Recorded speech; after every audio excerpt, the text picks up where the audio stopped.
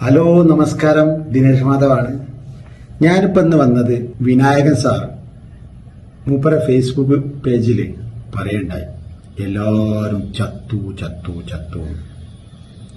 ആദ്യം മൂപ്പര തന്ത ചത്തു, അച്ഛനെയാണ് പറയുന്നത്.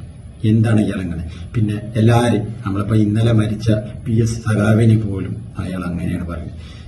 എന്തിന്റെ പുറത്ത് എനിക്കറിയില്ല, ഒരു കഞ്ചാവിന്റെയോ അല്ലെങ്കിൽ മദ്യത്തിന്റെ പുറത്തായിരിക്കും. ഞാനൊക്കെ അംഗീകരിച്ചൊരു നടനാണ് അയാൾ, നല്ലൊരു കലാകാരനാണ്. ഞാനും ചെറിയൊരു കലാകാരനാണ്. എന്നാലും അങ്ങനെ പറയാമോ മിസ്റ്റർ വിനായകൻ സാറെ? അങ്ങനെ പറയാമോ? ഒന്ന് ആലോചിച്ച് നോക്കൂ.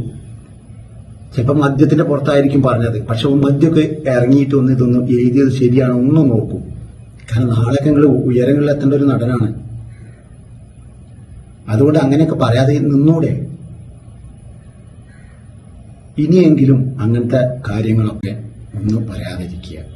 കാരണം ചത്തു എന്നുള്ള വാക്കൊന്നും ഇപ്പൊ എവിടെയും ഉപയോഗിക്കുന്നില്ല. അങ്ങനെ വെറുതെ ചത്തു ചത്തു. ജന്തുക്കൾക്ക് പോലും ഞങ്ങൾ അങ്ങനെ ഉപയോഗിക്കാറില്ല, പിന്നെയല്ല മനുഷ്യന്മാര്. എന്ത് രീതിയാണത്? ഒരു നടനല്ലേ, അപ്പൊ അതിന്റെ ഒരു ക്വാളിറ്റി കാണിക്കണ്ടേ?